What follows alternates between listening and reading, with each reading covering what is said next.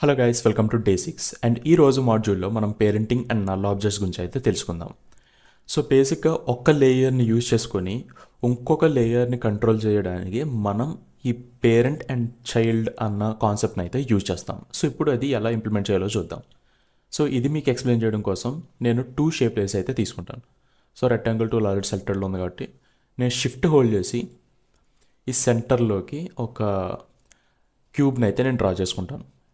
And next space bar hold చేసి దీన్ని సెంటర్లో అలైన్ చేయడానికి ట్రై చేస్తాను. అండ్ నెక్స్ట్ నేను ఇంకొక షేప్ లేయర్ని కూడా డ్రా చేసుకుంటాను. అండ్ ఇది సెలెక్టెడ్లో ఉన్నప్పుడు మనం చేయకూడదు, ఓకే? ఎందుకంటే ఈ సెలెక్టెడ్లో ఉన్నప్పుడు చేస్తే మనకు అదే లేయర్లో ఇంకొక షేప్ అనేది క్రియేట్ అవుతుంది. కాబట్టి నేను బయట క్లిక్ చేసి అప్పుడు నేను ఇక్కడ షిఫ్ట్ హోల్డ్ చేసి ఇంకొక చిన్న స్క్వేర్ అనేది క్రియేట్ చేసుకుంటాను. అండ్ నెక్స్ట్ ఈ స్క్వేర్కి నేను దీని కలర్ అయితే చేంజ్ చేద్దాం, ఓకే? అండ్ ఇక్కడ వీటిని రీనేమ్ కూడా చేసుకోవచ్చు. సో ఎంటర్ క్లిక్ చేసి ఒకటి పేరెంట్ అండ్ అలాగే ఇంకొకటి చైల్డ్ అని చెప్పి రీనేమ్ చేద్దాం, సో దట్ మనకి ఈజీగా ఉంటుంది. సో ఇప్పుడు ఈ కాన్సెప్ట్ని బట్టి మనం ఈ పేరెంట్ ఆబ్జెక్ట్ ఉంది కదా, ఈ పేరెంట్ లేయర్, సో దీన్ని మూవ్ చేసిన, రొటేట్ చేసిన, స్కేల్ చేసిన, దాంతోపాటు ఇది కూడా మనకి ఎఫెక్ట్ అనేది అది జరగాలి. అండ్ దీనికోసం నేను ఏం చేస్తానంటే ఫస్ట్ ఈ పేరెంట్ని తీసుకుని దీని రొటేషన్ అనేది చేంజ్ చేద్దాం, యానిమేట్ చేద్దాం. సో 0 ఫ్రేమ్స్ దగ్గర ఒక కీ ఫ్రేమ్ వేసాను అండ్ మేబీ ఒక 1 సెకండ్ ఆర్ 2 సెకండ్స్కి వెళ్ళేసరికి ఇది కంప్లీట్ 1 రొటేషన్ అయితే చేసుకోవాలి. అంటే 360 డిగ్రీ రొటేట్ అవ్వాలి. కాబట్టి ఇక్కడ 0 ప్లేస్లో నేను 1 ఎంటర్ చేసి క్లిక్ చేస్తాను, ఎంటర్. సో ఇప్పుడు మనకి ఇక్కడ కీ ఫ్రేమ్స్ అనేవి జరిగాయి అండ్ 1 కంప్లీట్ రొటేషన్ అనేది తిరిగింది. ఇప్పుడు వీటిని స్మూత్ చేద్దాం. సో ఇవి సెలెక్ట్ చేసి F9 క్లిక్ చేస్తాను అండ్ గ్రాఫ్ ఎడిటర్లోకి వెళ్ళి వీటిని ముందు తీసుకొస్తాం, సో దట్ మనకు ఆ మూమెంట్ అనేది ఇంకా స్మూత్గా ఉండాలి, ఓకే? సో ఇప్పుడు మళ్ళీ ఇక్కడికి వచ్చాక సో ఇదైతే ఈ విధంగా 1 రొటేషన్ ఫినిష్ చేసింది. అండ్ ఇప్పుడు దీంతో పాటు మనకి ఈ చైల్డ్ ఆబ్జెక్ట్ దీని చుట్టూ రొటేట్ అవ్వాలి అంటే వీటి రెండింటిని కూడా కనెక్ట్ చేయాలి, రైట్? సో దానికోసమే మనం ఇక్కడ పేరెంట్ అండ్ లింక్ అన్న ఆప్షన్స్ ఉన్నాయి కదా, వీటిని అయితే యూజ్ చేస్తాం.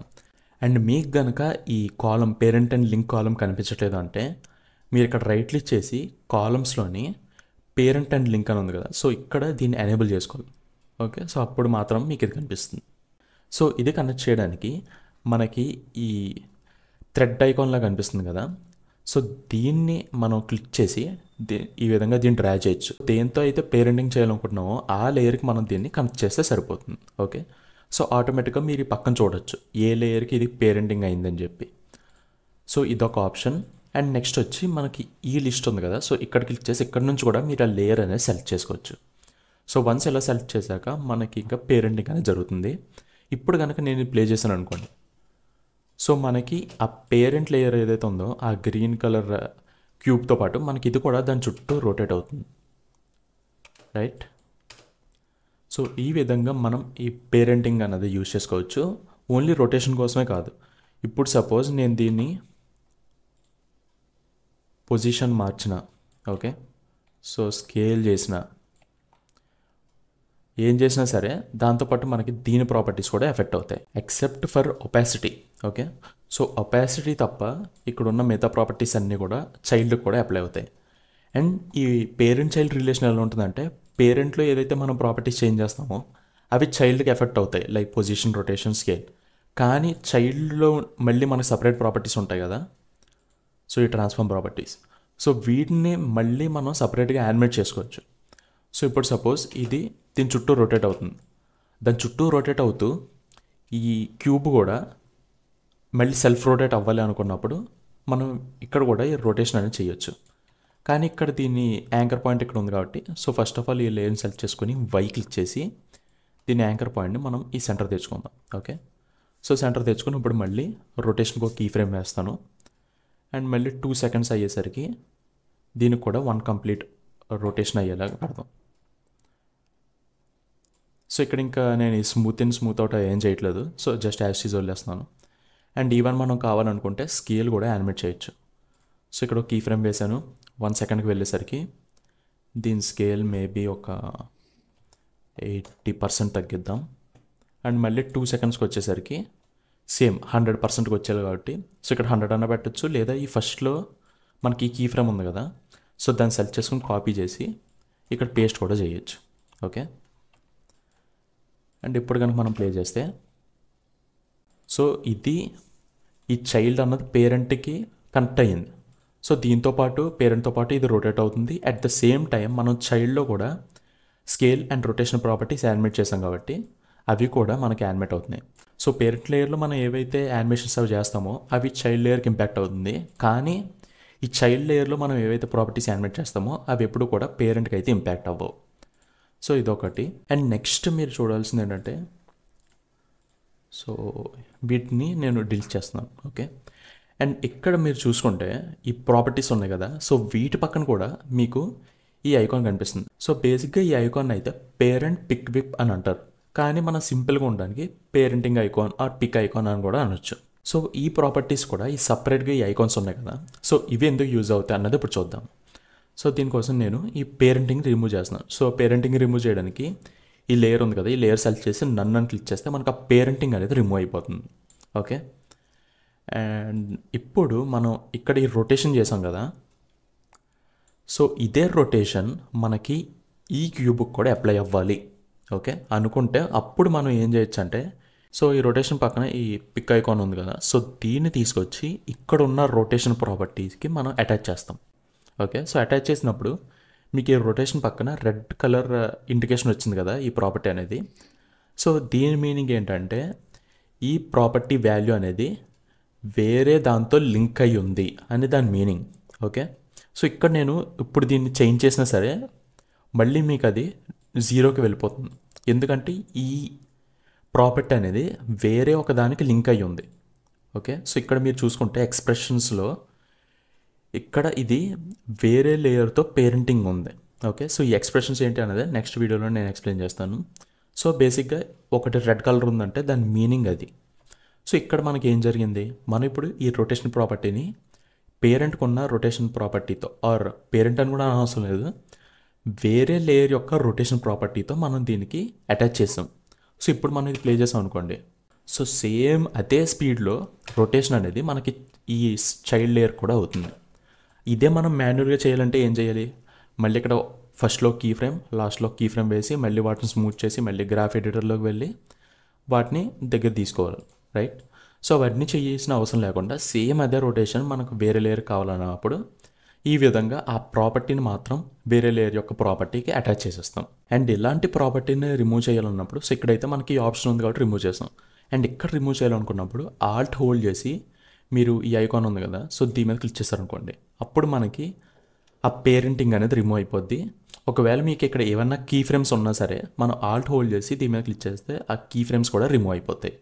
సో ఈ విధంగా మనం ఒక లేయర్ని ఇంకో లేయర్కి లింకప్ చేసి వాటిని యానిమేట్ కూడా చేసుకోవచ్చు. అండ్ ఇప్పుడు నల్ ఆబ్జెక్ట్స్ అనేవి ఎలా యూజ్ అవుతాయి అనేది చూద్దాం. సో నేను ఇక్కడ ఇంకొక కాంపోజిషన్ తీసుకున్నాను అండ్ ఇక్కడ 5 డిఫరెంట్ షేప్స్ అయితే తీసుకున్నాను. ఓకే, ఈ షేప్స్ యొక్క కలర్స్ అనేవి నేను చేంజ్ చేస్తాను.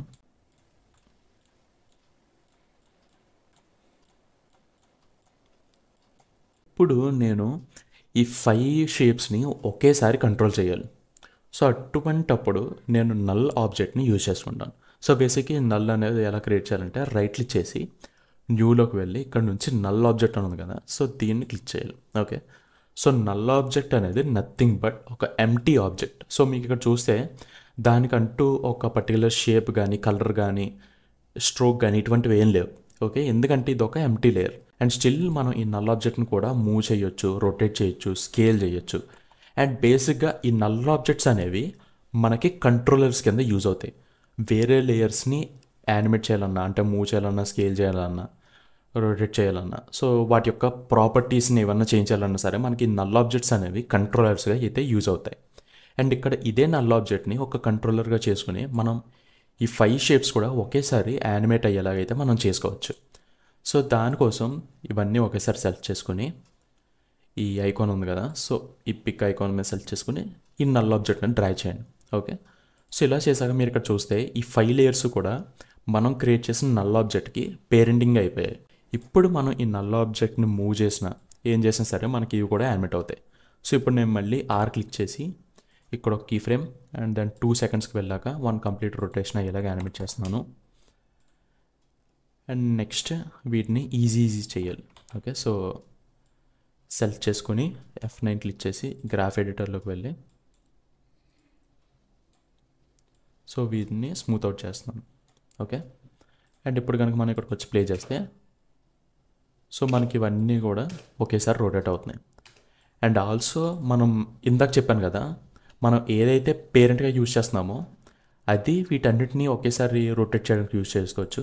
అట్ ద సేమ్ టైం వీటికి మళ్ళీ వీటి ఓన్ ప్రాపర్టీస్ ఉంటాయి. ఓకే, సో వాటిని కూడా మళ్ళీ యానిమేట్ చేయొచ్చు.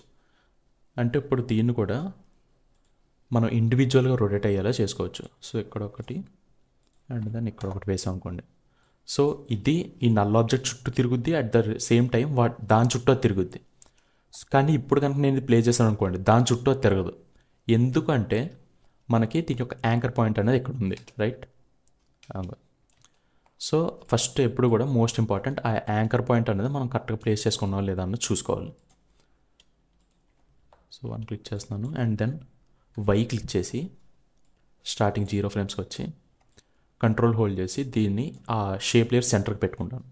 సో అప్పుడు మనం ప్లే చేసాం అనుకోండి, అది దీని చుట్టూ తిరుగుద్ది, అట్ ద సేమ్ టైం దానికి అది కూడా యానిమేట్ అవుతుంది. ఓకే, సో సేమ్ ఇదే యానిమేషన్ మనం మిగతా వాటికి కూడా వేయచ్చు.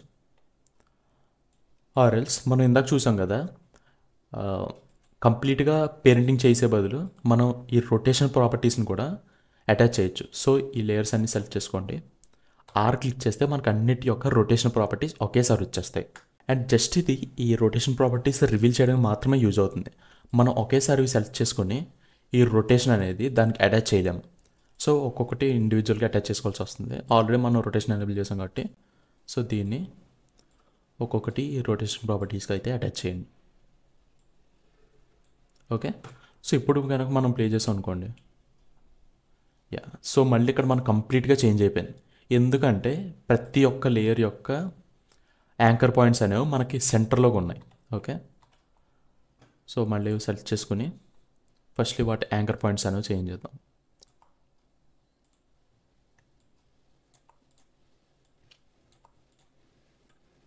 ఓకే, అండ్ ఇప్పుడు మనం ఈ రొటేషన్ ప్రాపర్టీస్ని పిక్ చేయొచ్చు. అండ్ ఇప్పుడు కానీ ప్లే చేస్తే ఇవి నల్ ఆబ్జెక్ట్ చుట్టూ తిరుగుతాయి, అట్ ద సేమ్ టైం వాటి చుట్టూ అవి రొటేట్ కూడా అవుతాయి. సో ఈ పేరెంటింగ్ అండ్ నల్ ఆబ్జెక్ట్స్ని యూజ్ చేసుకొని మనం ఈ విధంగా డిఫరెంట్ యానిమేషన్స్ కూడా క్రియేట్ చేయొచ్చు. So that's it for this video. See in the next one. Bye.